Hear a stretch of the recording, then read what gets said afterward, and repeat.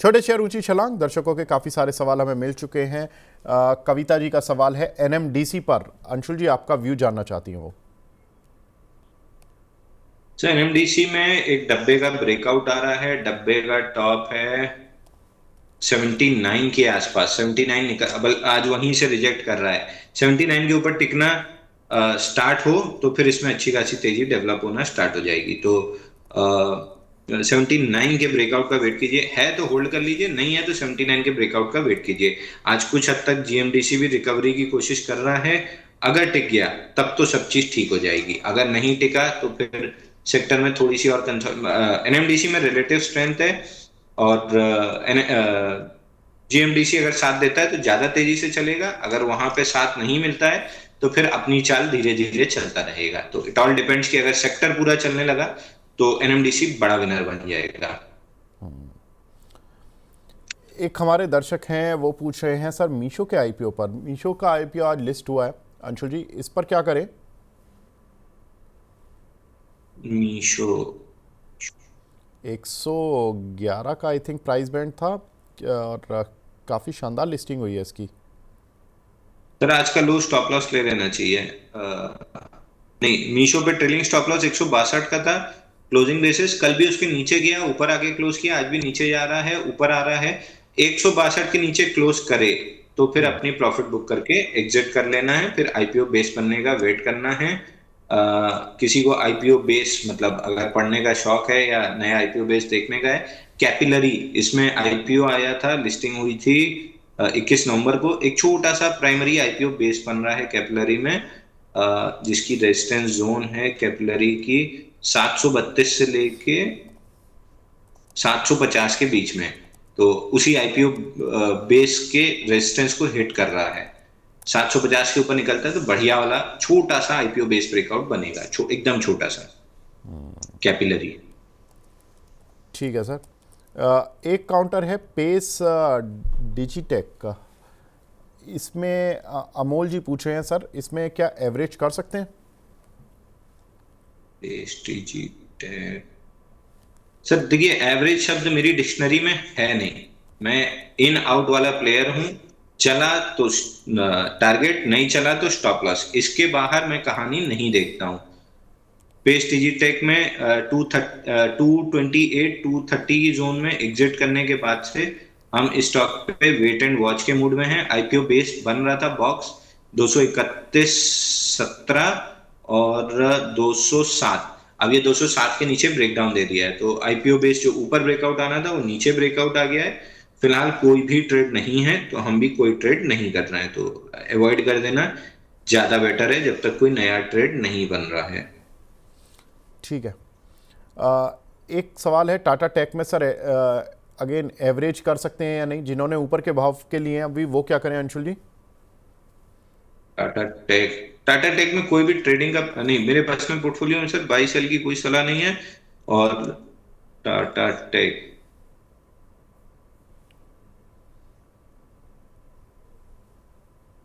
666 ऊपर में रेजिस्टेंस है, नीचे में 653 सपोर्ट है। 663 का रेजिस्टेंस निकालता है तो अगला रेजिस्टेंस आएगा 701 रुपए पे। ठीक है। एक सवाल हमें मिला है यहाँ पर मनीष शाह साहब का, ये थोड़ा बड़ा सवाल है। अंशुल भाई इसको ध्यान से देखेगा। आपने टीटीएमएल पर इनको एग्जिट की राय दी थी, इन्होंने एग्जिट कर लिया। उसमें इन्होंने कहा कि 55% इन्होंने अपना लॉस बुक किया। इन्होंने अपनी ही मर्जी से टीटीएमएल कभी खरीदा था, उससे एग्जिट कर लिया।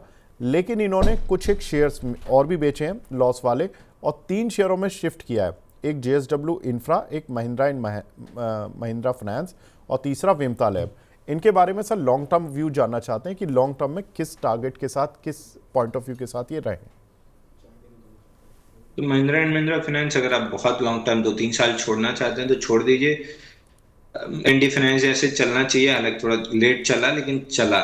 इमीडिएट शॉर्ट टर्म ट्रेडर्स का स्टॉप लॉस ट्रिगर हुआ है तो प्रॉफिट बुकिंग आएगी 322 310 की जोन तक। एक्सट्रीम लॉन्ग टर्म 2-3 साल वाले इन्वेस्टर हैं तो आपको आराम से 500 प्लस के टारगेट मिल जाएंगे। तो it all depends on the time frame कि आप टाइम फ्रेम क्या दे रहे हैं। अगर extreme short term time frame है तो प्रॉफिट बुक कीजिए, नीचे में मिलेगा। एक्सट्रीम लॉन्ग टर्म इन्वेस्टर हैं तो उसको देखना छोड़ दीजिए, तकिए के नीचे दबा के सो जाइए। जेएसडब्ल्यू इंफ्रा मेरा व्यू में कोई भी बदलाव नहीं है।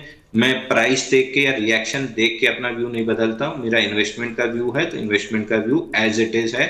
399 पहला टारगेट और 700 रुपए की जर्नी है। जितना आप उसको सीख सकते हैं उतना ज्यादा प्रॉफिट कमाएंगे, जितना आप हड़बड़ करते रहेंगे उतनी जल्दी निकल जाएंगे। तीसरा कौन सा था सर इनका? एक एम फाइनेंस, एक तीसरा था विमता लैब सर। विमटा लैब अगर 3 साल के लिए रख के छोड़ते हैं तो एटलीस्ट डबल तो यहाँ से हो ही जाएगा, एटलीस्ट। चलिए बहुत बढ़िया। वैशाली चौधरी जी हैं, ये CDSL पर पूछ रही हैं सर, 1634 रुपये के लिए हुए हैं इन्होंने, इस पर क्या राय है आपकी? सीडीएसएल फिलहाल कहानी खत्म है सर। 1630 का ब्रेकआउट सस्टेन नहीं कर पाया, 3 बार वहीं से रिजेक्ट करके नीचे आया है। बहुत आराम से आपका गैप फिल करने के लिए 1220 1250 की जोन आता है तो मेरे को कोई सरप्राइज नहीं होगा। रैलीज कहीं भी 50 डे मूविंग एवरेज 1574 तक आती है तो एग्जिट करने की कोशिश कर सकते हैं। मेजर कोई भी तेजी अगर आनी भी है तो 1670 के ऊपर टिकना इसको बहुत जरूरी है। एक बड़ा इंटरेस्टिंग सवाल मिला है पाल मखीजा साहब का, ये बोल रहे हैं कि सर JSW इंफ्रा या अदानी पोर्ट, अगर इन दोनों में से कुछ बाय करना हो तो क्या बाय करना है? कोई भी बाई कर लीजिए सर, दोनों के पास दोनों की मार्जिन अच्छी है, दोनों की सब चीज अच्छी है। आप कुछ भी लेके छोड़ेंगे, पोर्ट का काम अच्छा चलेगा तो दोनों चलेंगे, पोर्ट का काम खराब चलेगा तो दोनों ही नहीं चलेंगे। और मेरे को चार्ट में दोनों में चाहिए तो मतलब अगर वही बात है कि या तो दोनों लेके छोड़ दीजिए, कोई आगे चलेगा कोई पीछे चलेगा, लेकिन पोर्ट के कारोबार में कहीं से कोई मंदी आ जाएगी इसका कोई स्कोप बनता नहीं है। ठीक है। अगला सवाल हमें मिला है ATGL पर। ATGL को बाय करना चाहते हैं एक हमारे दर्शक, माफ़ कीजिएगा, इन्होंने 618 पर बाय किया हुआ है। इसमें क्या करें? और एक दर्शक का भी पीछे सवाल आया था, वो बाय करना चाहते हैं। अंशुल जी, दोनों के लिए राय दे दीजिए। It all depends on time frame. आपका टाइम फ्रेम शॉर्ट है तो इसमें भी कोई ट्रेड नहीं है जब तक 640 नहीं निकलता है। और अगर एक्सट्रीम लॉन्ग टर्म इन्वेस्टर है 3-4 साल वाले तो फिर एक्यूमुलेशन जोन में एक्यूमुलेट करके चलिए। अब ट्रेडर हैं और इन्वेस्टमेंट वाले समय पे लेंगे तो फ्रस्ट्रेट रहेंगे, तो पहले अपने आप से सिंक हो लीजिए कि आप ट्रेडर हैं कि इन्वेस्टर, उस हिसाब से डिसाइड कीजिए। ठीक है। एक सवाल हमें मिला है यहाँ पर JM फाइनेंशियल पर सर, 150 रुपये के होल्ड किए हुए हैं कुछ गुप्ता जी ने, और इसमें होल्ड या पता नहीं क्या लिखा है, सेल, और JM फाइनेंस 150 पे परचेज हैं, होल्ड या सेल। सर एक ही क्वेश्चन को दो बार क्यों पूछ रहे हो, दो अलग अलग लाइन में? JM फाइनेंशियल बाउंस बैक कर जी जी, जी बाउंस जी। बैक कर रहा है। 50 डे मूविंग एवरेज और स्विंग स्ट्रक्चर का रेजिस्टेंस 156 पे है, वहां तक स्टॉक जा सकता है। उसके ऊपर जाएगा नहीं, ये वहां पहुंचने पे पता चलेगा। तो फिलहाल 156 आते हुए दिख रहा है, but it is just a dead cat bounce. पूरे सेक्टर में जियोजित भी आज अच्छा वॉल्यूम से बाउंस बैक दिया, ये भी चला है, लेकिन स्ट्रेंथ एसएनसी ग्लोबल में थी इसलिए हमने उसी को पकड़ा था। ठीक है। एलिस के नाम से आईडी है, हमारे प्राइम मेंबर भी हैं। ये पूछ रहे हैं कि IOC में डिविडेंड आ रहा है तो इसको कब बाय करें शॉर्ट टर्म के लिए, और किस प्राइस पर बाय करें? तो short term trading IOC stock ही नहीं है, गलत स्टॉक में आप। लेकिन अगर अंशुल जी लॉन्ग टर्म के लिए भी लेना हो और ये सोच लें कि चलो डिविडेंड तो आता ही रहेगा, प्लस लॉन्ग टर्म टारगेट क्या रखें?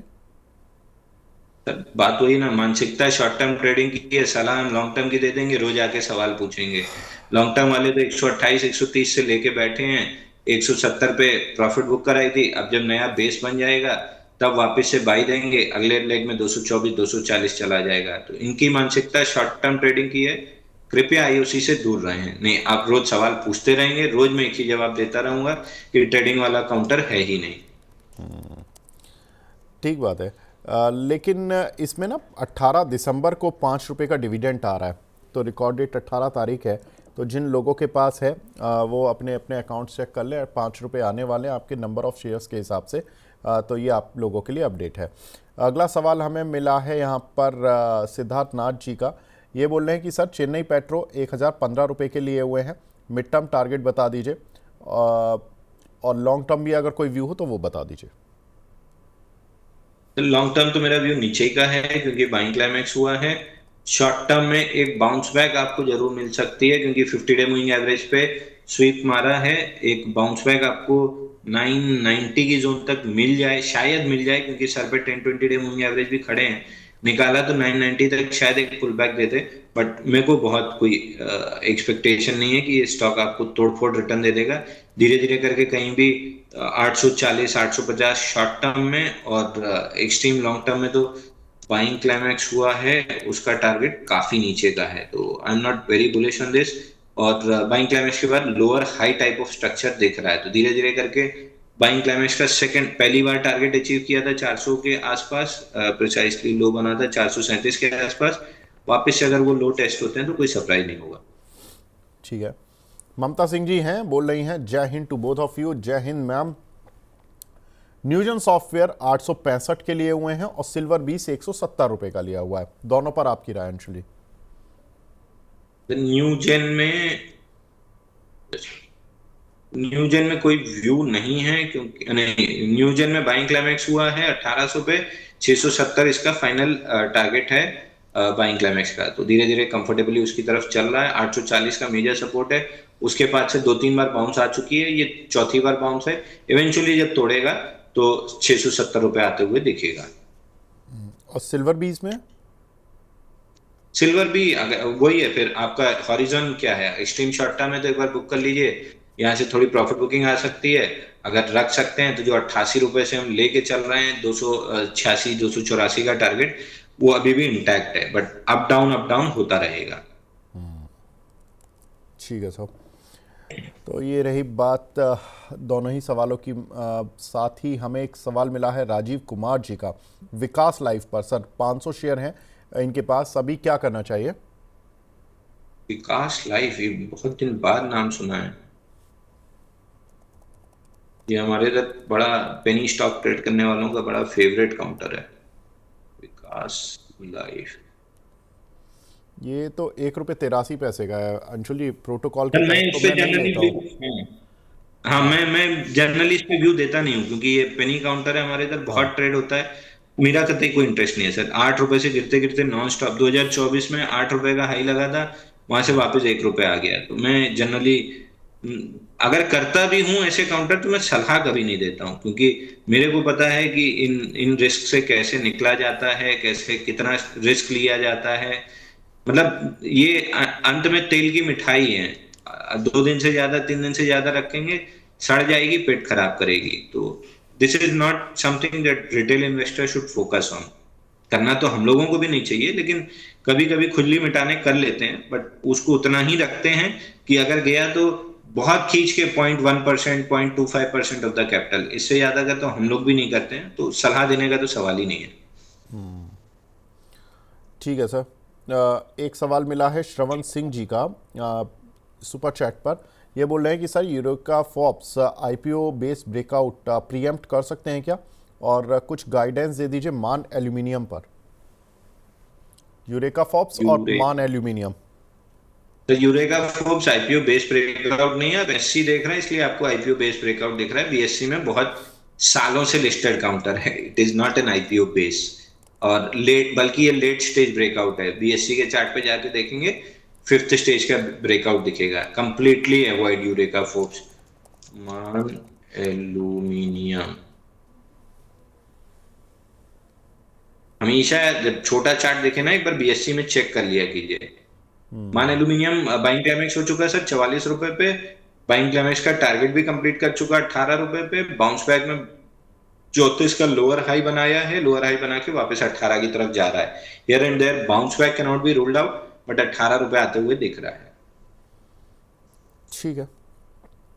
अगला सवाल हमें मिला है, हमें इराया जी का। ये पूछ रही हैं कि लॉन्ग टर्म के लिए निफ्टी 50 के कोई शेयर कोई बता दीजिए सर जिसमें इन्वेस्ट किया जा सके। इंटरेस्टिंग सर, कोई बढ़िया सा बड़ा शेयर बता दीजिए इनको। इससे अच्छा म्यूचुअल फंड में डाल दीजिए, कम से कम प्रोफेशनली मैनेज्ड हो जाएगा। अब रिलायंस का मैं नाम मैं ले नहीं पाऊंगा, अदानी का नाम मैं ले नहीं पाऊंगा। Auto stocks already run up कर चुके हैं। मेटल में देख लीजिए, मेटल में on the dips Tata steel accumulate कर लीजिए, वेदांता ऑलरेडी चल ही चुका है, थोड़ा सा डिप मिलती है तो वेदांता एक्यूमुलेट कर लीजिए। मेटल में अपॉर्चुनिटीज ढूंढिए, ऑटो कंसोलिडेशन के बाद अपॉर्चुनिटी देगा। नीचे में आपका आईटी में बहुत अच्छा अपॉर्चुनिटी था, नेक्स्ट लेग करेक्शन में फिर आईटी में आपको अपॉर्चुनिटी मिले तो एंटर कर लीजिए। आईटी इंडेक्स 46,000 जा रहा है अभी, 39,500 के पास अटका है। कंसोलिडेशन कंप्लीट करने के बाद जब ब्रेकआउट देगा तो आराम से 45-46,000 तक जाएगा। तो आईटी मेटल दो जगह फोकस कीजिए, Tata steel, Hindalco, Vedanta, Infosys, TCS, HL tech, tech Mahindra, आईटीबीज या एलटीआईएम, फिर मेटल बीज, इनमें फोकस कीजिए। ठीक है सर।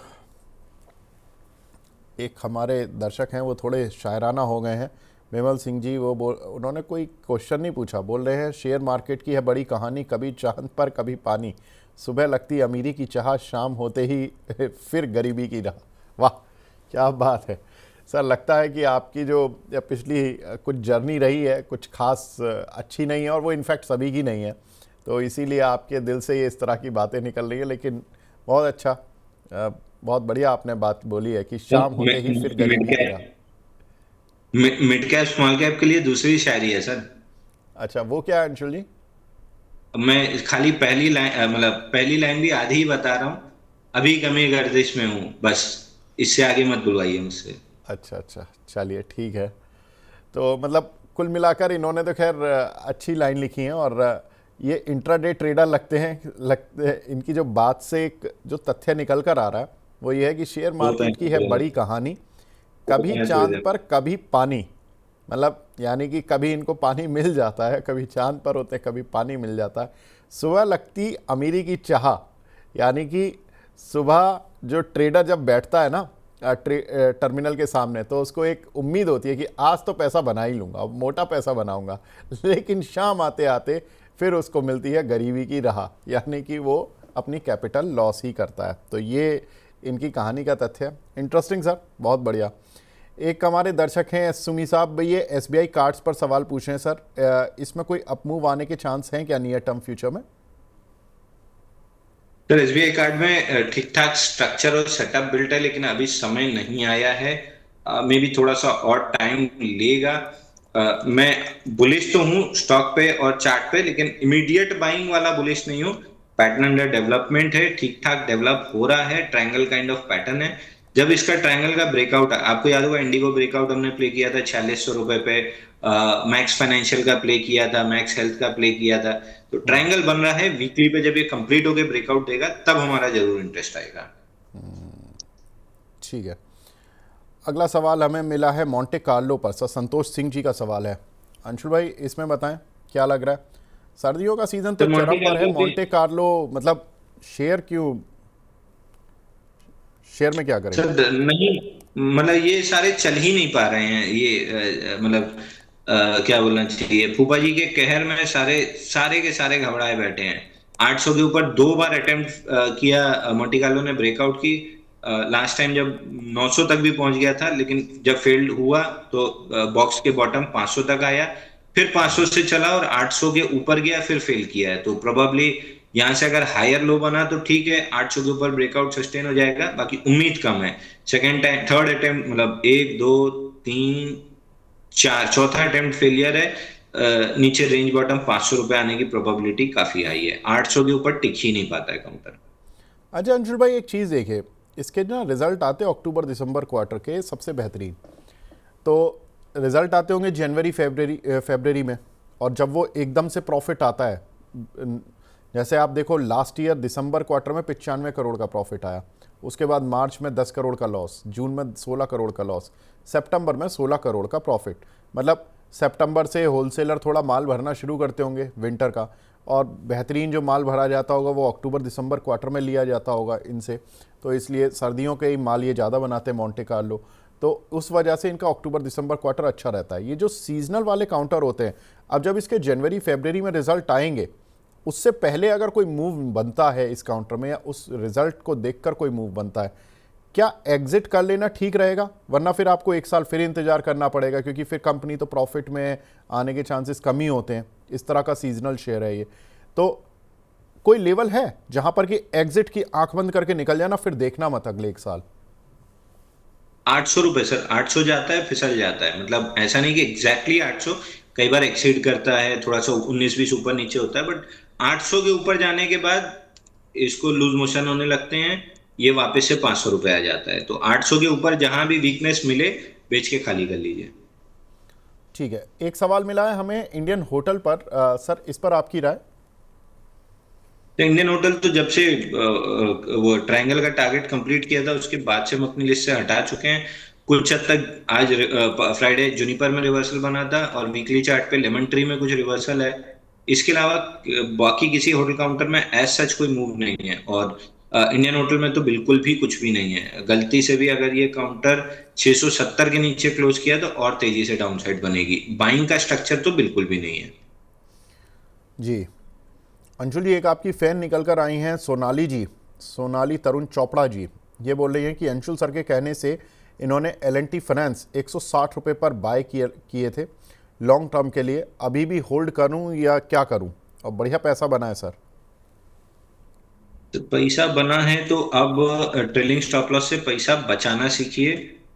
पैसा जब घर आता है तभी कोई मतलब है नहीं, पेपर प्रॉफिट तो आती है और चली जाती है। एलटीएफ एलटीएफ टीएफ एलटीएफ में ट्रेलिंग स्टॉप लॉस बनेगा अब 287। 287 के नीचे जिस दिन क्लोज करे प्रॉफिट बुक करके एग्जिट कर लीजिएगा। जब तक 287 होल्ड है, मोमेंटम आ रहा है, मतलब मोमेंटम बना हुआ है, मोमेंटम प्ले करते रहिए।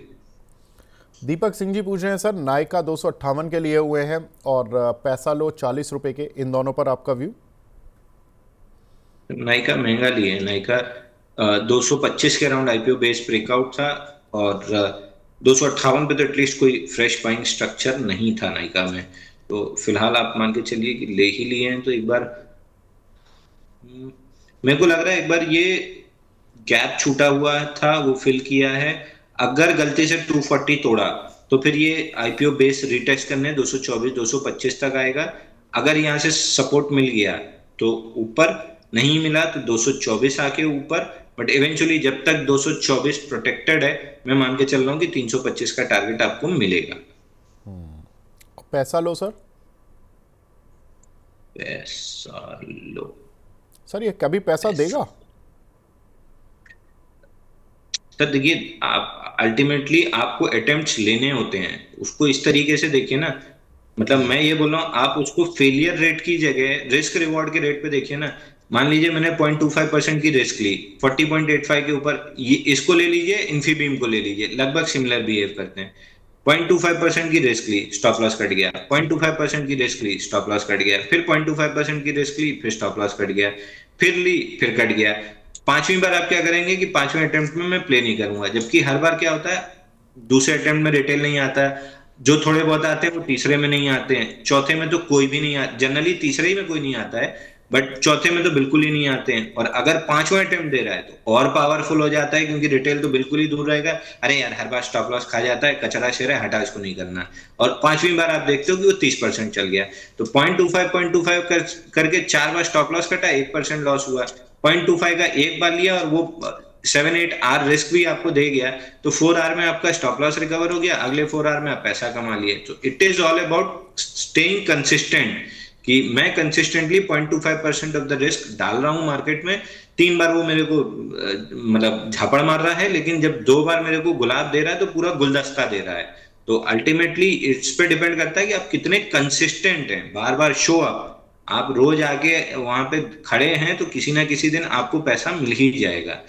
तो सेम इज विद पैसा लो, 40.85 निकलने के बाद अगर तेजी प्ले करते हैं तो probability of making money high रहेगी। Again not sure, probability high रहेगी ₹64 तक। तो मैं 41 के नीचे तो नहीं देख रहा हूँ, 40.85 रेजिस्टेंस है, मैं 41 का अलर्ट लगा के बैठा हूँ। 41 निकला तो फिर देखूंगा, उसके पहले तो नहीं देखूंगा।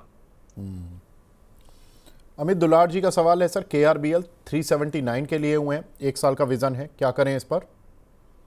ये भी फूफा जी के ट्रक का एक्सीडेंट, मतलब आगे फूफा जी ट्रक लेके चढ़ा दिए हैं चावल वालों पे, अभी तक खाली टेक्सटाइल पे चढ़े थे। मेरे को केआरबीएल में बहुत ज्यादा कोई दिक्कत नहीं दिख रही है। वीकली चार्ट पे बड़ा ब्रेकआउट था मल्टीपल वीक्स का एट 385, ऊपर गया 400-500 तक, फिर पुल बैक लिया और 385 के पास गोल गोल घूम रहा है। डेली चार्ट पे ट्रायंगल बन रहा है, 430 रुपए के ऊपर फिलहाल ब्रेकआउट प्लेस है, 430 440 निकला तो वापस से 600 की तरफ ये काउंटर आराम से बढ़ेगा। तो फिलहाल ट्रायंगल बिल्ड हो रहा है। ट्रायंगल के साथ सबसे बड़ी समस्या है प्रीएम्प्ट नहीं कर सकते कि ब्रेकआउट देगा कि ब्रेकडाउन। और जनरली पहली बार ट्रायंगल जिस साइड निकल रहा है ये फेलियर बना के अगली साइड चलता है, अनलेस वो वीकली पे हो, वीकली मंथली पे। डेली पे जनरली ये होता है कि अगर ब्रेकआउट देना है तो पहले ब्रेकडाउन देगा, शॉर्ट्स को इंटाइस करेगा, वीक लॉन्ग एलिमिनेट करेगा, फिर चलेगा। ब्रेक डाउन देना है तो पहले ब्रेकआउट दे के लॉन्ग स्ट्रैप करेगा, अपना माल छोड़ेंगे और फिर गिरेगा। तो ट्रायंगल बन रहा है, मैं प्रीएम्प्ट नहीं करूंगा। जब ट्रायंगल का कंफर्म ब्रेकआउट आ जाएगा, इफ विद अ शेकआउट, बड़ी क्वांटिटी प्ले होगा। अगर केवल ब्रेकआउट होगा तो नॉर्मल क्वांटिटी प्ले होगी। एक हमारे दर्शक हैं, वो स्ट्राइकर के नाम से आईडी है, वो बोल रहे हैं सर नुवोको विस्टा और जील में एंट्री करनी चाहिए या नहीं?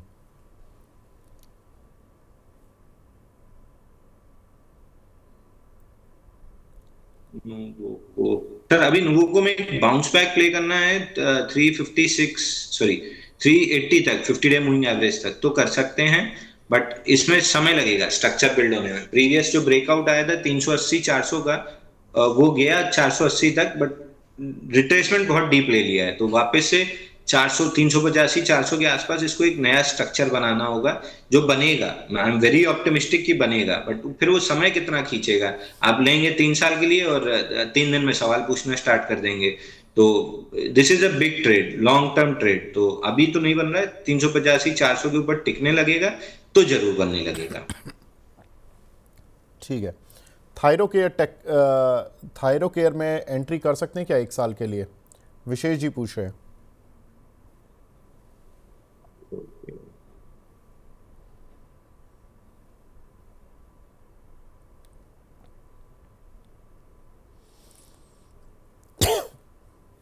नहीं सर, थायरोकेयर में ब्रेकआउट फेल हुआ है एट, वो भी गैप के साथ 481 का।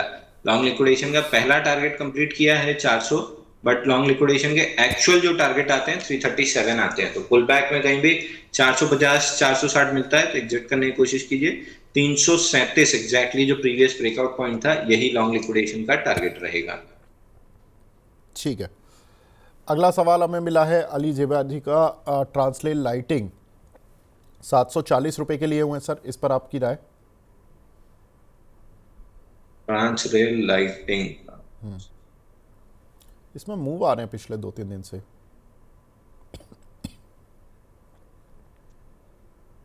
Sir moving average 10 moving average से लगभग 10% दूर था, तो 10 मूविंग एवरेज कैचअप हो गया 20 621 पे, 50 662 पे, तो वहां तक पुल बैक आ सकता है।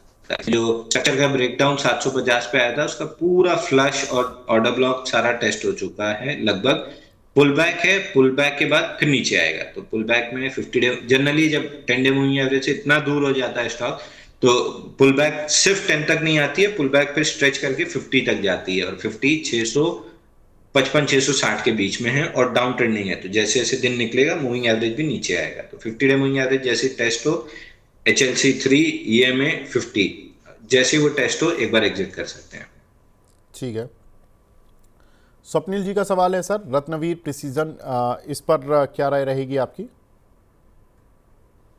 सर स्टॉक प्रीएम्प्टिव बाई देता है, लेकिन काइंडली को फॉलो थ्रू मूव नहीं मिल रही है। तो अगर है तो होल्ड कीजिए, नहीं है तो थोड़ा सा एक बार ब्रेकआउट का वेट कर सकते हैं, विच इज प्लेस्ड एबो ट्रायंगल ब्रेकआउट। तो ट्रायंगल जब निकले तब अगर बाई करते हैं तो मोमेंटम फटाफट मिल जाएगा। अभी प्रीएम्प्टिव लेंगे तो शायद आपको फ्रस्ट्रेशन झेलना पड़े, शायद कल ही ब्रेकआउट आ जाए। तो थोड़ा सा अगर होल्ड कर सकते हैं तो 165 166 के ब्रेकआउट के बाद बाई कीजिए। ठीक है। नदीम खान साहब हैं, प्राइम मेंबर हैं, 2540 में ल्यूपिन के कुछ शेयर लिए हुए हैं। 2035 में इसमें क्या करें सर? बने रहें, निकल जाएं, 1 साल रुक सकते हैं ये? नीचे आगे आप सर क्या करें सर? जी। एक साल में शायद आपको बहुत कुछ ना मिले, 2200 2300, बट अगर 3 4 साल छोड़ देते हैं तो 4000 तक के लेवल मिल जाएंगे। मंथली चार्ट पे बहुत बड़ा ब्रेकआउट है, बट उसको प्ले आउट होने में भी उतना ही समय लगेगा। तो एक आध साल में आपको 2200 आए तो एक बार सवाल पूछिएगा, 2200 2250 इस रेंज में एक बार जरूर सवाल पूछिएगा। ठीक है। एक इन्होंने लिया है डेटा पैटर्न्स पर भी सवाल है।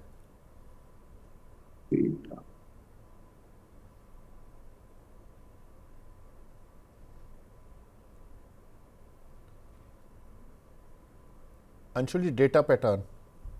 हाँ बिल्कुल। अरे जरा टैब से काम कर रहा हूँ ना, ये कीबोर्ड इसका अच्छा। ब्लूटूथ से कनेक्टेड है, स्लो चल रहा है। डेटा पैटर्न में फील्ड ब्रेकआउट था, टारगेट है करीब करीब 2340 रुपए, 2340 आते हुए दिख रहा है फिलहाल। 10 डे 20 डे मूविंग एवरेज से दूर है, एक पुल बैक दे सकता है, बट 2340 का टारगेट खुला है अभी। ठीक है। एक हमारे दर्शक हैं मामराज सेन साहब, इनका सवाल है तांला पर। सर 626 रुपये के लिए हुए हैं, इस पर क्या कुछ स्टॉप लॉसेस और टारगेट रहेंगे? सर तांला देखिए बाइंग क्लाइमेक्स वाला काउंटर है, टारगेट बहुत डरावने हैं, मैं डिस्कस ही नहीं करूंगा। छोटे छोटे आपको स्टेप स्टेप टारगेट बता देता हूं। पहले इमीडिएट टारगेट 420 430 का है। अभी फिलहाल 50 डे मूविंग एवरेज से दूर है, 10 से दूर था, 10 ऑलमोस्ट कैचअप हुआ है, 20 कैचअप, 50 कैचअप और स्विंग स्ट्रक्चर रेजिस्टेंस तीनों, 50 मूविंग एवरेज और स्विंग स्ट्रक्चर रेजिस्टेंस 600 पे है, वहां तक पुल बैक दे सकता है, बट इवेंचुअली 420 440 की जोन इनिशियली दिख रही है। वो टूटने के बाद और डाउनसाइड खुलेगी। एक बार के लिए मैं टारगेट बताने की जगह आपको बोलूंगा कि एक तरफ तांला का चार्ट रखिए, एक तरफ एचईजी का चार्ट रखिए, दोनों देख लीजिए, आपको समझ में आ जाएगा कि तांला के टारगेट में क्यों नहीं डिस्कस करना चाहता हूँ, इतने डरावने हैं। सब बता दीजिए। देखिए डरावने ठीक है, अब जो भी है, जो दर्शक सुनेंगे कम से कम उनको पता तो लग जाएगा सर ऑनेस्टली क्या टारगेट है। 86। क्या बताया सर? 86? ओनली 86? एक बार जी, तालना, तालना का जरा चार्ट लगा दीजिए। 557 चल रहा है, 86 रुपये। 2000 से गिर रहा है सर। सर मतलब अभी गिरना ख़त्म नहीं हुआ इसका, मतलब। नहीं नहीं, अभी तो सेकेंड राउंड गिरावट बाकी है। पहली राउंड खत्म हुई थी जुलाई 2020 में, 440 के आसपास गया, 1200, फिर 440 आया, 800 गया, फिर अब 440 तोड़ देगा। ठीक है अंशुल जी, मैं मेरे से ही गलती हो गई कि ये सवाल पूछ लिया मैंने आगे कि इसमें डरावने वाले टारगेट क्या हैं। आपने डराया नहीं सर, ये तो धमकाया भी है। अभी से धमका दिया कि अभी रखोगे तो क्या नहीं क्या सर, दिन मैं ये देखने बोल रहा हूँ, पड़ेंगे। मैं ये बोल रहा हूँ कि अंधा भरोसा करने की जगह कि मैंने बोल दिया तो आ ही जाएगा। बोला तो मैंने बीएससी में भी बाइंग क्लाइमेक्स था, वो 2 बार ऑल टाइम हाई बना गया। मैं ये नहीं बोल रहा हूँ कि आप मुझ पे अंधा भरोसा कीजिए, मैं ये बोल रहा हूँ एक पेन बनाइए इसमें ट्रेडिंग व्यू में, पहले में एचईजी लगाइए, दूसरे में एसटीएटेक लगाइए और तीसरे में तांगा लगाइए। तीनों को कंपेयर कर लीजिए, अगर आपको भी लगे कि हाँ मैं सही बोल रहा हूँ कि ऊपर से 80% ड्रॉप हो सकता है, 90% ड्रॉप हो सकता है, तो फिर अकॉर्डिंगली एक्ट कीजिए। आपको लगता है नहीं ये बीएससी बन जाएगा, तो आप अदरवाइज एक्ट कीजिए। कोई वो प्रेशर या दबाव थोड़ी है। मैं तो सिर्फ ये बोल रहा हूँ कि तीनों को आजू बाजू लगा के एक बार सेल्फ वैलिडेट कीजिए, उसके बाद देखिए। मैं अगर तांला में पहले तो मैं होता ही नहीं, अगर होता तो मैं स्टॉक को निकल के दोबारा कभी देखता ही नहीं। चलिए ठीक है सर, डराने के लिए इस शेयर में। अब आगे बढ़ते हैं। एक सवाल हमें मिला है, वेकफिट आईपीओ में क्या करें सर? अब लिस्टिंग हो गई है, 195 पर इशू प्राइस था, 198 के करीब शेयर चल रहा है। क्या करें अंशुल जी इसमें? वेकफिट, वेकफिट सर आज का, चलो हाई क्रॉस हुआ है, एक चीज तो अच्छी हुई है। आज का मैक्सिमम स्टॉप लॉस आपका आज का लो होगा 177 रुपए। 177 टूटा तो फिर इसमें एंथम बायो याद कर लीजिए। आईपीओ ऊपर गया, जैसे आईपीओ लो तोड़ा, मुंह के बल गिर गया। अच्छी कंपनी, बेहतरीन कंपनी, लॉन्ग टर्म रखने वाली कंपनी, पर आईपीओ लो टूटने के बाद प्राइस में लंबा करेक्शन है, तो राइट प्राइस तब होगा जब आईपीओ बेस बनेगा। तो इसमें 177 का स्टॉप लॉस ले लीजिए। अगर वो टूटता है तो एक बार एग्जिट कीजिए, तब तक 3 से 5 दिन जूस निकालने की कोशिश कीजिए। 5वें दिन डिसाइड करेंगे, जैसे ये आपका ग्रो एग्जैक्टली 6वें दिन जाके स्टॉप लॉस काटा था। एक हमारी दर्शक हैं भारती देवी जी, बोल रही हैं regular viewer of money 9, big fan of Anshul sir. JSW cement में सर आईपीओ बेस बन रहा है क्या? इन्होंने जेएसडब्ल्यू सीमेंट 147 रुपये के आईपीओ से संभाल के रखे हुए हैं सर, 204 शेयर हैं इनके पास। सर एक बार मेरे पास, आज मैं टैब पे काम कर रहा हूँ, मेरे को ज्यादा इसमें दिख नहीं पाएगा। एक बार आप फ्री फ्लोट चेक कर देंगे क्या, इसका कितना है मैं परसेंटेज में? बता देता हूँ सर, आप इतनी देर चार्ट देखिए। इसमें सर आईपीओ का लो टूटा था 145 पे, वहां से नॉन स्टॉप करेक्ट हुआ है 110 रुपए तक, और फिलहाल बाउंस बैक है। आईपीओ बेस बनने में बहुत समय लगता है, आईपीओ अभी शुरुआत भी नहीं हुई है। 22-23 का मेजर रेजिस्टेंस था स्ट्रक्चर का, और 126 50 डे मूविंग एवरेज, यहीं पे जाके अटकना चाहिए स्टॉक को। अंशुल जी, 16,500 करोड़ की मार्केट कैप है, करीब 28% का फ्री फ्लोट है, तो आप समझ लो 30% भी हाँ, लगा लो तो करीब करीब वही हो गया, 4500 5,000 करोड़ रुपए के आसपास का फ्री फ्लोट हो गया। ठीक है, मतलब प्रमोटर का माल नहीं बिकना है, जैसे बजाज बजाज हाउसिंग नहीं फाइनेंस नहीं, में तो अभी बहुत। 72% है, 72% है प्रमोटर का, तो अब नहीं, हाँ प्रेशर तो नहीं है। 75%। ठीक है, तब ठीक है। अभी आईपीओ बेस बनना शुरू नहीं हुआ सर, अभी बहुत टाइम लगेगा। 122 126 तक बाउंस आना था, वही आ रहा है। ठीक है। श्रवण सिंह जी पूछ रहे हैं sir, short term view on IMFA, Indian metal and ferro alloy. ये मेरी लिस्ट में है, लेकिन मैंने कभी बाई दिया नहीं। हमेशा वॉल्यूम बड़े सौदे जब होते हैं तो आता जरूर है मेरी लिस्ट में। माइक्रो कैप 250 का हिस्सा है, इसलिए बार बार लिस्ट में आता जरूर है। बट सर वॉल्यूम और मतलब वो देखते हुए आप समझिए ऐसा wedge kind of price action है, इसलिए मैं कभी कंफर्टेबल नहीं होता हूँ। अगर ये 1280 तोड़ा तो एकदम से तेजी से गिरेगा 960 रुपए तक। अभी फिलहाल जब तक मोमेंटम है, आप या तो 1280 या 1348 ये स्टॉप लॉस लगा के एक बार के लिए लॉन्ग रह सकते हैं, अगर है तो। फ्रेश बाइंग के लिए तो मैं नहीं सजेस्ट करूंगा आपको। मैंडेटरी हर कीमत पे 1281 का स्विंग लो है, 1280 का स्टॉप लॉस होना ही चाहिए, हर कीमत पे होना चाहिए। रफीक साहब का सवाल है सर, सोनाटा सॉफ्टवेयर 460 रुपए की प्राइस के कुछ शेयर लिए हुए हैं, इस पर क्या करें? तो इसमें मेरे को याद है टाइम क्लाइमेक्स हुआ था सोनाटा। स्मॉल कैप 250 का हिस्सा है। हाँ, बाइंग क्लाइमेक्स हुआ था इसमें भी स्टॉक में। बाइंग क्लाइमेक्स का टारगेट, तो इस स्टॉक में बाइंग क्लाइमेक्स हुआ था, बाइंग क्लाइमेक्स का टारगेट कंप्लीट हो चुका है 283 पे मार्च 2025 में। उसके बाद से साइडवेज है। स्टॉक को भूल जाइए अगले 2 4 5 साल के लिए, तो ज्यादा सुखी रहेंगे। 800 पे बाइंग क्लाइमेक्स हुआ था, और टारगेट था 289 का, और लो बना है समवेयर अराउंड टू 283 का लो बना है, तो टारगेट कंप्लीट है बाइंग क्लाइमेक्स के। इसके बाद से साइडवेज मोमेंटम है। ठीक है। एक हमारे दर्शक हैं पटेल साहब, ये बोल रहे हैं सर, मुफ्ती से मुक्ति कब मिलेगी? सर एक बात बताइए, अगर मैंने आपको 800 रुपए पे बता दिया होता कि बाइंग क्लाइमेक्स हो रहा है, 289 का टारगेट है, कोई माना होता? दी सोनाटा सॉफ्टवेयर में कोई नहीं माना होता। आप तो कम से कम इतने एग्जांपल देखने के बाद थोड़ा सा बाइंग क्लाइमेक्स पे ध्यान देना स्टार्ट कीजिए। मुफ्ती, सर देखिए आईपीओ अगेन, जैसे अभी हमने वेकफिट पे डिस्कस किया या ग्रो पे डिस्कस किया, पहले दिन अप मूव थी, उसके बाद 8 9 दिन बाद आईपीओ का लो 254 तोड़ा, उसके बाद से कभी बाइंग आई ही नहीं। नीचे में आईपीओ एक बेस बनाने की कोशिश किया था, उसका भी फेलियर आया, तो उसकी भी लिक्विडेशन आ रही है। तो ऑल टाइम लो पे है, कोई रेजिस्टेंस एज सच है नहीं, सपोर्ट है नहीं कि लेफ्ट साइड में बता सकूं। रेजिस्टेंस जरूर है, 116 के आसपास, उसके ऊपर 125 के आसपास। Bounce back 50 day moving average तक आ सकता है। 50 डे मूविंग एवरेज है आपके, 50 डे मूविंग एवरेज कहाँ पे? यहाँ से 110 115 की जोन में है, वहां तक बाउंस बैक कर सकता है कंपनी। एक हमारी दर्शक हैं, प्राइम मेंबर भी हैं, साक्षी जी, इनका सवाल है सर, ITC होटल और यथार्थ हॉस्पिटल कहाँ बाय कर सकते हैं लॉन्ग टर्म के लिए? आईटीसी होटल 192 का अपना लेवल था, वो आ चुका है। अब यहाँ से बेस बनेगा तो बाई बनेगा, बेस नहीं बनेगा तो बाई नहीं बनेगा। तो आईटीसी अभी 10 20 50 से काफी दूर है। Bounce back cannot be ruled out. Scalp करना है बाउंस बैक के लिए, तो आपका 205 210 की जोन तक के लिए कर सकते हैं, बाकी सजेस्टेबल नहीं है कि आईटीसी होटल में इस समय कुछ भी करना सजेस्टेड नहीं है। जो 240 पे ट्रेंड लाइन टूटी थी, तब से हम साइडवेज बैठे हुए हैं। दूसरा कौन सा था सर? दूसरा था यथार्थ हॉस्पिटल। इसमें तो शायद कुछ प्रमोटर सेलिंग हुई थी, जिसके बाद स्टॉक में नर्वसनेस आई थी। बट हाँ, स्विंग लो स्वीप हुआ है 678 के अराउंड, तो 50 डे मूविंग एवरेज और स्ट्रक्चर रेजिस्टेंस 757 के अराउंड है, वहां तक बाउंस बैक कर सकता है। ठीक है सर।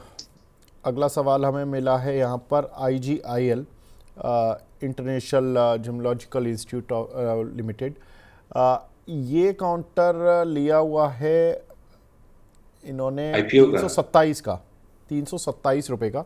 लॉन्ग टर्म का विजन जानना चाहते हैं। सर ये भी वही एक्सीडेंट वाला काउंटर है। आईपीओ लिस्टिंग के बाद 478 से गया 614, और जब ट्रेलिंग स्टॉप लॉस 568 टूटा तो सीधा सीधा नीचे में अच्छी खासी डाउनसाइड इसने बनाई, समवेयर अराउंड 280 के आसपास तक की बाउंस बैक दिया, और वापस 280 के आसपास आ रहा है। फिलहाल बाइंग का तो कतई कोई स्ट्रक्चर नहीं है, बनना भी है तो 350 के ऊपर ही बनेगा, अभी तो बिल्कुल भी नहीं बन रहा है। यहाँ इस जोन में सेलिंग बोलना मेरे बस की बात नहीं है, तो होल्ड कीजिए 280 के स्टॉप लॉस से। बाउंस बैक में कहीं भी आपको 400 380 मिले तो एक बार सवाल पूछ लीजिएगा। बाकी बाइंग लाइक तो कोई भी चीज नहीं है इस काउंटर में। एक सवाल हमें मिला है यहाँ पर कावेरी डिफेंस पर। सौरभ कटियार जी का सवाल है सर, 105 रुपये की प्राइस के इन्होंने कुछ शेयर लिए हुए हैं, इस पर क्या करना है? डिफेंस काउंटर सब वीक लग रहा है। बीईएल आखिरी लोन स्टैंडिंग वॉरियर था, वो भी गिरना चालू हो गया। कावेरी डिफेंस पे मेरी कोई सलाह होगी नहीं सर। ये 2-2% के सर्किट में ऊपर जाता है, 2-2, 5-5 के, और ऐसे नीचे भी आता है। हाँ इतना बता सकता हूँ कि बाइंग क्लाइमेक्स हो चुका है 160 रुपए पे, और बाइंग क्लाइमेक्स का टारगेट है लगभग ये वाला लो कहाँ पे, 33 रुपए 50 पैसा। निष्ठा जी है, ये पूछ रही हैं सर, एसीसी को करंट लेवल्स पर एक्यूमुलेट कर सकते हैं क्या? एसीसी करंट लेवल पे बिल्कुल एक्यूमुलेट कर सकते हैं। सामने एशियन पेंट्स का चार्ट लगा लीजिए और एसीसी का बाजू में लगा लीजिए, दिख जाएगा। ऑलमोस्ट सिमिलर स्ट्रक्चर बन रहा है। ACC box Asian paints box बना के 2300 का ब्रेकआउट देके 2900 पहुंच चुका है। ये भी लगभग बॉक्स बना ही रहा है और लोअर एंड के है बॉक्स के आसपास, तो यहाँ पे एक्यूमुलेशन करना चाहिए। लार्ज कैप स्टॉक है, जितना एक्यूमुलेट करेंगे उतना अच्छा है। आशु जी पूछ रहे हैं, पहले बोल रहे हैं एक तो great show, thank you so much sir. और ये बोल रहे हैं कि ग्लैंड फार्मा, इनके पास 500 शेयर हैं 1800 रुपये के प्राइस के, ये 6 से 12 महीने के लिए होल्ड कर सकते हैं। पॉसिबल टारगेट क्या होंगे सब मिड टू लॉन्ग टर्म? ये भी आईपीओ के बाद पिटा था, नहीं आईपीओ के बाद चला था, उसके बाद बाइंग क्लाइमेक्स हुआ, बाइंग क्लाइमेक्स के बाद पिटा, और नॉन स्टॉप पिटाई हुई। बाइंग क्लाइमेक्स इसका लगभग हुआ था 4000 के आसपास, वहां से गिर के आया, 4000 से गिरा तो 877, और वहां से बाउंस बैक करके 2000 उसी के आसपास घूम रहा है। अगर अप ट्रेंड बननी भी है तो 2050 निकलने के बाद ही 2050 प्रिसाइसली निकलने के बाद ही बनेगी। बाइंग का कोई स्ट्रक्चर नहीं है, अवॉइड लिस्ट में रखूंगा। अगर आपके पास है तो पुल बैक पे निकलने की कोशिश कीजिए। अगर लॉन्ग रहना भी है तो 2050 निकलने के बाद ही रहना है, उसके नीचे नहीं रहना है, क्योंकि उसके नीचे धीरे धीरे ग्रेविटी पुल आने लगेगा, वही 877 के लो का। ठीक है सर। एक सवाल मिला है अतुल स्वयं जी का, मनी 9 परिवार को राम नाम sir, thank you so much, Ram नाम। और क्या करंट जोन से चोलामंडलम इन्वेस्टमेंट एंड फाइनेंस और लोधा डेवलपर में खरीदारी कर सकते हैं? 6 महीने का व्यू है सर। चोलामंडलम इन्वेस्टमेंट, चोला फिन पूछा ना सर, ये 1600। हाँ, चोला फ्रांस 1600 वाला, और लोधा डेवलपर। चोला फाइनेंस 1700 वाला तो सर आराम से 2200 रुपये मिल जाएगा। केवल और केवल स्टॉप लॉस लगाना है 1640 का, 1640 के नीचे खराब होगा। 2200 रुपये तक जाते हुए दिख रहा है, 1720 रुपये के आसपास चल रहा है चोला। चोला और दूसरा कौन सा था सर? सर दूसरा था इनका लोधा डेवलपर।